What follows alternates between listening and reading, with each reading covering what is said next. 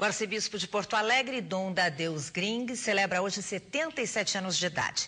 Em uma entrevista ao jornalista do Grupo Bandeirantes, Juliano Tonial, ele falou sobre fé, democracia e até futebol. Estamos em setembro de 2013 e o nosso entrevistado completa 77 anos dedicados à vida religiosa. Uma vida inteira para Dom Dadeus Gring, que vem de Nova Petrópolis, foi nomeado arcebispo de Porto Alegre em 2000 e agora está aqui na nossa frente comemorando também seu aniversário. Bem-vindo à Band, Dom Dadeus. O senhor começou a sua vida religiosa lá no batismo como Tadeu. Em que momento passou a ser Dadeus e por quê? Um missionário passou lá em casa e minha mãe estava grávida. Então ele disse, olha, se for um menino, dá o nome de Tadeu para ele, porque aqui não é conhecido esse nome. Mas foi um apóstolo de Jesus Cristo, foi um parente até primo de Jesus. E o pai foi fazer o registro no civil, em Nova Petrópolis. E o escrivão também era de origem alemã. E o pai também não sabia, porque o nome não era conhecido, ninguém tinha esse nome lá. Aí eles, bom, Tadeus, e aí ele trocou tudo, porque vimos lá no Rio de Janeiro, no encontro dos jovens lá, o pessoal achava que era impossível reunir tanta gente. Antes da jornada, é impossível, não tem como chegar. E chegou. E depois de um mês de grandes problemas, de manifestações de rua, eu achava que também ia dar uma desorganização generalizada, porque ia dar muita violência. Houve muita preocupação com isso, muita preocupação. Né? E não houve nada, porque a fé ela é mais forte do que aquilo que atrapalha. O senhor enxerga, diante dessas manifestações de rua, o senhor já enxerga algum resultado prático daquilo que essa juventude reivindicou? E da Jornada Mundial da Juventude, o senhor já vê algum resultado prático dela para a Igreja Católica? O primeiro resultado prático é primeiro, a participação. A democracia é participação, se não há participação, não há democracia. Para a Igreja, esse encontro da juventude, claro, deu uma visibilidade maior à fé. Essa Jornada Mundial da Juventude mostra não outro mundo possível, outro mundo real. Ele existe. Onde existe fé, existe alegria, existe fraternidade. Essa acolhida do Papa foi tão calorosa, repercutiu no mundo inteiro. E criou uma imagem muito positiva e muito bonita do Papa Francisco. O senhor, afinal de contas, é gremista ou é colorado?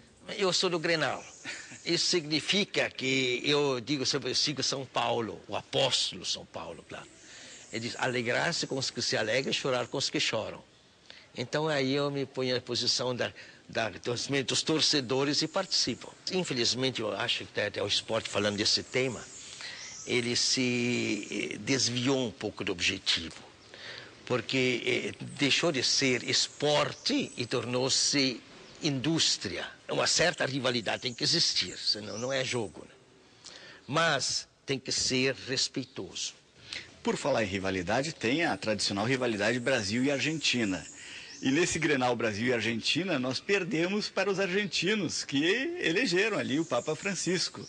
O que o senhor falaria sobre isso? Bom, quando o Papa é eleito, não se olha o país, nós nos orgulhamos primeiro que é um latino-americano. Vamos somar aqui, aí vem um diálogo. Né? E ele olha o mundo a partir da América Latina e projeta esse mundo para para todos os outros povos. Daqui a pouco nós voltamos com a segunda parte desta entrevista.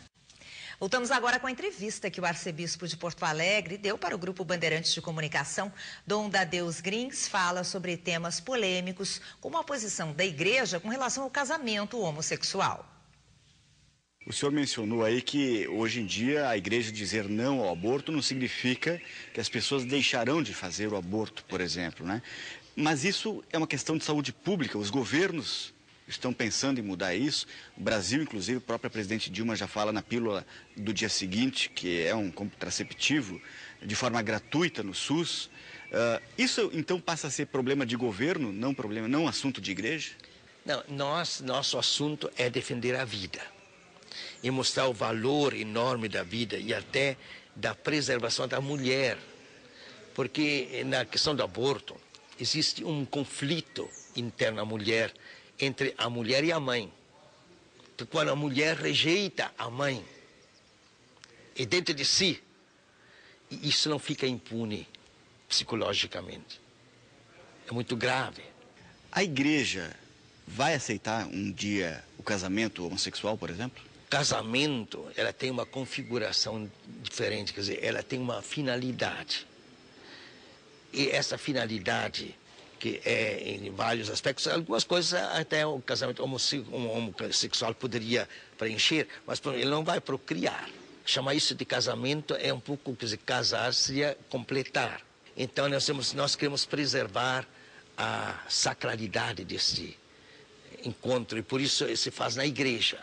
Quando um rapaz encontra a princesa encantada e uma princesa encantada encontra o seu príncipe encantado, um quer dar o coração para o outro. Então vamos para a igreja para fundir os dois corações. O senhor faz aniversário em 7 de setembro, né, dia da independência.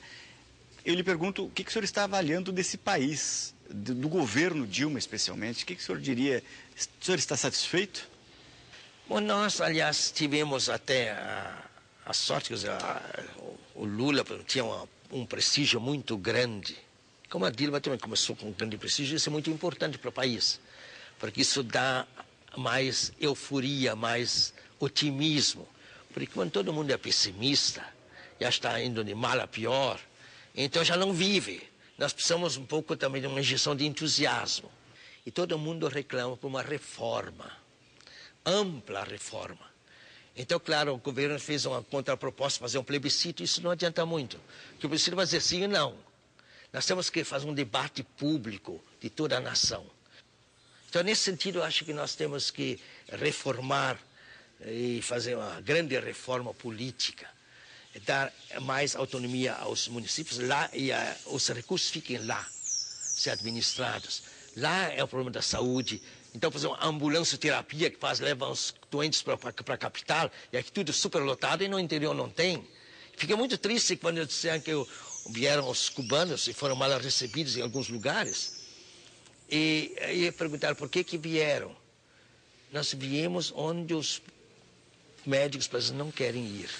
Antigamente, eu gostava de andar mais a pé, andava pelas ruas, para encontro do povo. Quando era pároco em Viamão, eu visitava as famílias. Então, sábado, tiravam o tempo para visitar, principalmente os que iam se batizar domingo. As famílias lá, chegavam lá. O senhor ainda faz ginástica? Então, eu faço ginástica. Agora, como a vida é muito sedentária aqui, né? Então, tem que fazer mais ginástica.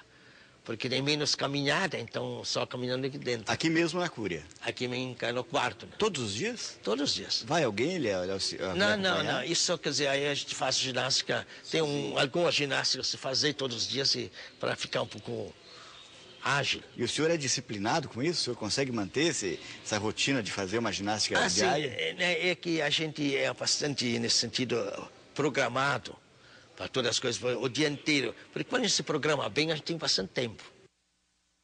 Lembrando que um arcebispo pode pedir aposentadoria quando completa 75 anos. Dom Dadeus fez esse pedido há 2 anos e quem decide quem será o sucessor e quando a troca ocorre é o Papa.